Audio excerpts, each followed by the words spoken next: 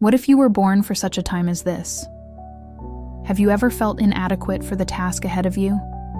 Did you feel like God has called you to do something really big, but you don't know how, or you don't feel capable of doing it? In this message, I want to encourage you, strengthen you, help you realize that you were born for such a time as this. In a distant time, in the mighty Persian Empire, far from the land of Israel, there lived a young Jewish girl who had every reason to believe that her life was nothing more than ordinary. Her name was Esther, and she was an orphan, which meant that she didn't have anyone to protect her. No one could stand up for her or speak up for her. She grew up under the wings of her cousin Mordecai, who loved her very much. And even though she wasn't royalty, God had something incredible planned for her future. The book of Esther tells us that King Artaxerxes held a grand banquet for all the people of his empire. This must have been a spectacular event because he invited all the nobles and officials of the empire, including Vashti, the queen. But during the last night of the party, the king decided to show off his wealth and beauty to all the guests and ordered Vashti to come out and show herself off. However, Queen Vashti refused to obey the king's command. She would rather die than humiliate herself in front of the whole empire. So the king got angry. He got really mad at the queen for not listening to him and basically humiliating him in front of everyone.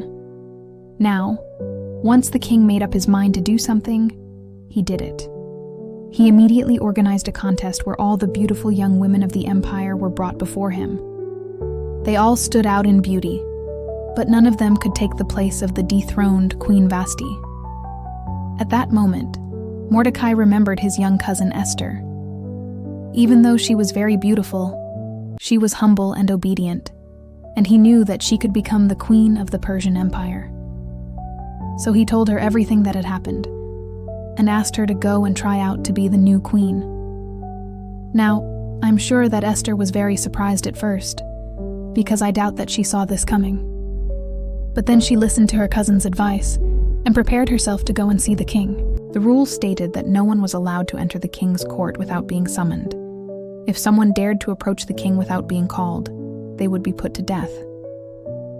Esther knew that if she was going to participate in the contest, she had to follow these rules.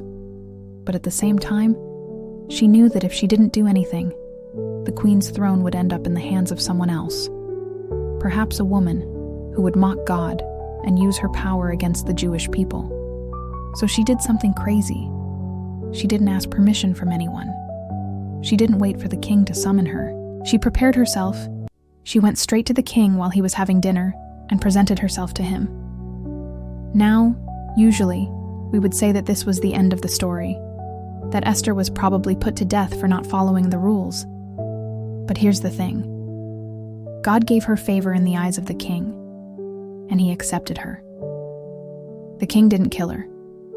Instead, he offered her the crown, making her the new queen of the Persian Empire. Wow, right? That's quite a story. But let's fast forward a little bit in this story because something terrible was about to happen. You see, after Esther became queen, she didn't forget about her origin or the people who loved her.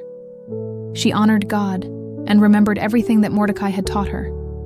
However, there was a man in the empire who was furious about Esther becoming queen. His name was Haman, and he was a really important advisor to the king. He was third in command, after the king and his son. And even though he was a great leader, his heart was full of pride and arrogance. To make things worse, Mordecai refused to bow down to him when he passed by. You know, back then, it was a sign of respect to bow down to someone important. But Mordecai refused to bow down to Haman because he was a Jew, and he only bowed down to God.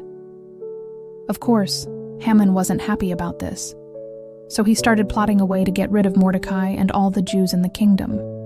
Eventually, he convinced the king to sign a decree to annihilate all the Jews in the empire. Everything was set and in motion. The order was given and the whole empire was mobilized to carry out this plan.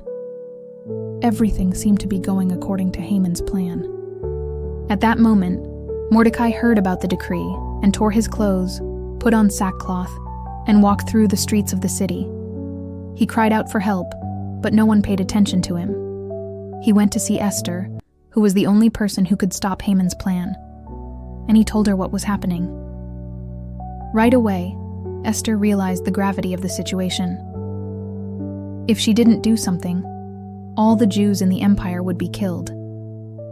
But she knew that talking to the king without being summoned could cost her life. The scriptures tell us that she was afraid, very afraid. But what did she do next? Let's read. She told them to reply to Mordecai, "Go and gather all the Jews who are present in Shushan and hold a fast for me. Neither eat nor drink for 3 days, night or day. And let some young men and women, beautiful and handsome, be chosen for the king's service, that we may try to prolong our lives and rescue our people from death." So the fast was proclaimed among the Jews. You see, Esther knew that she couldn't solve this problem alone. She needed God's help. That's why she declared 3 days of fasting, praying and seeking God's face so that He would help her find a solution to this serious situation. For 3 days, she abstained from food and drink, humbling herself before God. Now, many times when we're facing difficult situations, we tend to think that we're alone in our struggle and that no one cares about what we're going through. We start blaming ourselves, thinking that it's our fault that these problems have come upon us. But Esther's story reminds us that she too made mistakes. She was afraid and hesitated to act, but she still trusted in God. She knew that even in the most hopeless situations, God could intervene and change everything. On the 3rd day of the fast, Esther called for the king's servants and told them that she would reveal who she was and that she needed the king's help. After hearing her request, the king sent for Haman to find out what Esther wanted.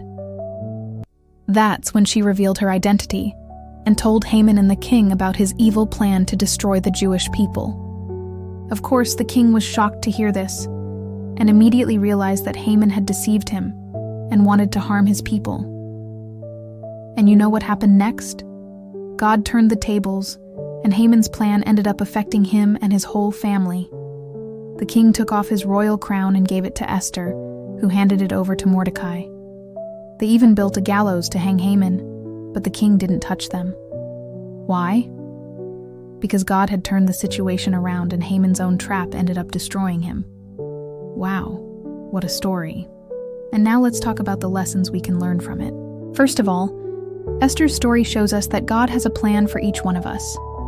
We might not always understand or see those plans, but we can trust that He has something special in store for us.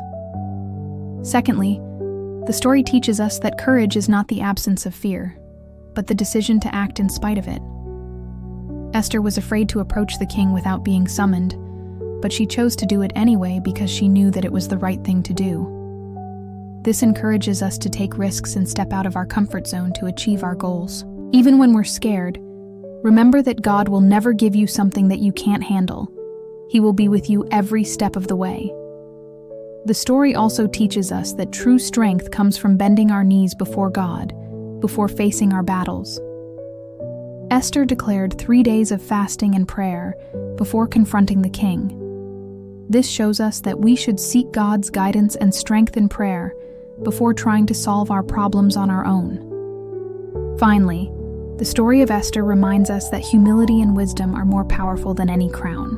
Esther was chosen to be queen because she was humble and wise, and in the end, it was her humility and wisdom that saved her people. So my question for you is, are you ready to be used by God? Just like Esther, we can all be used by God to change destinies, save lives, and inspire generations. Are you willing to step out of your comfort zone and take risks to fulfill God's plans for you? Remember that God will never leave you or forsake you. Put your trust in Him, and He will guide you and help you along the way.